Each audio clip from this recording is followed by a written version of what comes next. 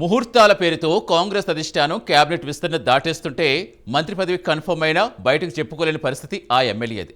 అప్పుడు ఇప్పుడు అంటూ మంత్రి పదవి ఊగిసలాటలో రోజు రోజుకు ఆ ఎమ్మెల్యేలో టెన్షన్ పెరిగిపోతుందట. మరోవైపు అధిష్టానం కేబినెట్ విస్తరణ చేస్తుందో లేదో అనే పరేషాన్లో ఉన్నారట ఆ ఎమ్మెల్యే. అయితే తమ నాయకుడికి మంత్రి పదవి వరుస్తుందని గంపెడాసలతో కార్యకర్తలు ఉన్నారట. మరి ప్రభుత్వ నిర్ణయం ఎప్పుడు తీసుకుంటుందని ఆశగా ఎదురుచూస్తున్న ఆ ఎమ్మెల్యే ఎవరు? ఏదా నియోజకవర్గం?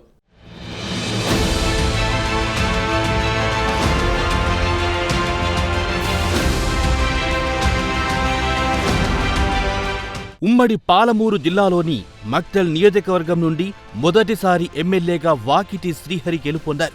ఆయన మంత్రి పదవిపై గంపెడాసలు పెట్టుకున్నట్టు జోరుగా ప్రచారం జరుగుతుంది. నారాయణపేట జిల్లా కాంగ్రెస్ పార్టీ అధ్యక్షుడిగా ఉన్న ఆయనకు గత ఎన్నికల్లోనే కాంగ్రెస్ పార్టీ నుంచి అసెంబ్లీ టికెట్ సైతం రాదనుకున్నారు. కానీ కాంగ్రెస్ కేంద్ర పార్టీ అధ్యక్షుడు ఖర్గేతో ఉన్న సంబంధాలతో ఆయన ఎమ్మెల్యేగా టికెట్ దక్కించుకున్నారు. 3 సార్లు ఎమ్మెల్యేగా గెలిచిన బీఆర్ఎస్ అభ్యర్థి చిట్టెం రామ్మోహన్ పై అత్యధిక మెజార్టీతో వాకిటి శ్రీహరి విజయం సాధించారు. ఇలా ఖర్గేతో ఉన్న సంబంధాలు ఆయన మంత్రి పదవికి మార్గం సుగమం చేసిందని ఆ పార్టీలో ప్రచారం జరిగింది. ముదిరాజ్ సామాజిక వర్గం నుంచి టికెట్ దక్కించుకున్నారు.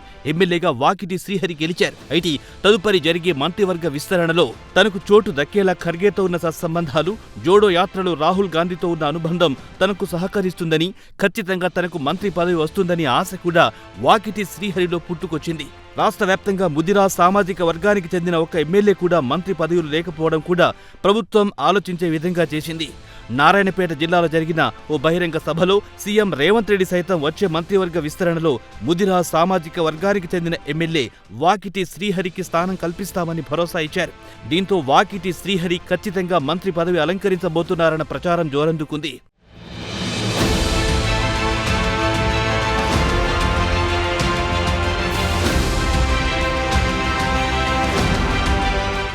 సీఎంఏ స్వయంగా చెప్పడంతో ఎమ్మెల్యే వాకిటి శ్రీహరి ఆనంద డోలికల్లో మునిగిపోయారు. ఆ నియోజకవర్గ ప్రజలు సైతం తమ ఎమ్మెల్యేకు మంత్రి పదవి వస్తే బీసీలకు న్యాయం జరుగుతుంది, తమ ప్రాంతం అభివృద్ధి జరుగుతుందని ఆశాభావం వ్యక్తం చేశారు. కానీ ఆయన ఆశలకు చన్నీళ్లు చల్లినట్టు ప్రభుత్వం 2వ విడత మంత్రివర్గ విస్తరణపై ఏ నిర్ణయం తీసుకోవడం లేదు. కానీ 17 నెలలు గడిచిన 2వ విడత కేబినెట్ విస్తరణ మాత్రం మూలన పడేసింది కాంగ్రెస్ అధిష్టానం. ఇలా నెలలు గడుస్తున్నా ఇప్పటి వరకు కాంగ్రెస్ ప్రభుత్వం 2వ విడత మంత్రివర్గ విస్తరణ చేపట్టడం లేదు.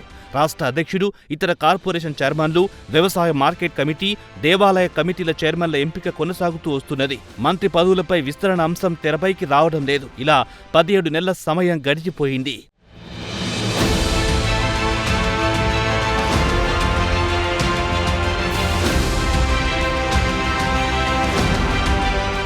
రెండో విడతలో 4 లేదా 6 కేబినెట్లో స్థానం కల్పిస్తామని రాష్ట్ర నాయకత్వం చెబుతూ వస్తున్నది.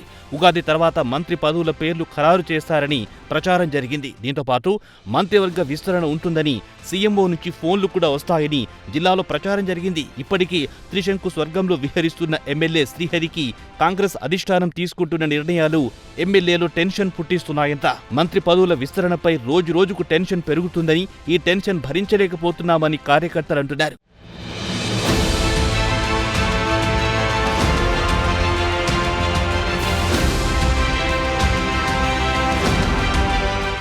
ఏదేమైనా రాష్ట్ర ప్రభుత్వం 2వ విడత మంత్రివర్గ విస్తరణ చేపడుతుందో లేదో అనే అనుమానాన్ని పతాపంచలు చేస్తూ మంత్రి పదవుల ఎమ్మెల్యేల పేర్లు సైతం అధిష్టానం ప్రకటించింది. అయినా ఇప్పటి వరకు కేబినెట్ విస్తరణ చేయకపోవడంతో ఎమ్మెల్యేలు టెన్షన్ పడుతున్నారంట. రోజు రోజుకు ఈ టెన్షన్ భరించలేకపోతున్నామని ఎమ్మెల్యేలు ఆందోళన సైతం వ్యక్తం చేస్తున్నారంట. మంత్రి పదవి ఆశించిన వాకిటి శ్రీహరి రోజు రోజుకు లోలోపనే మదన పడుతున్నారంట. అధిష్టానం వారి టెన్షన్కు ఫుల్ స్టాప్ ఎప్పుడు పెడుతుందో వేచి చూడాల్సిందే.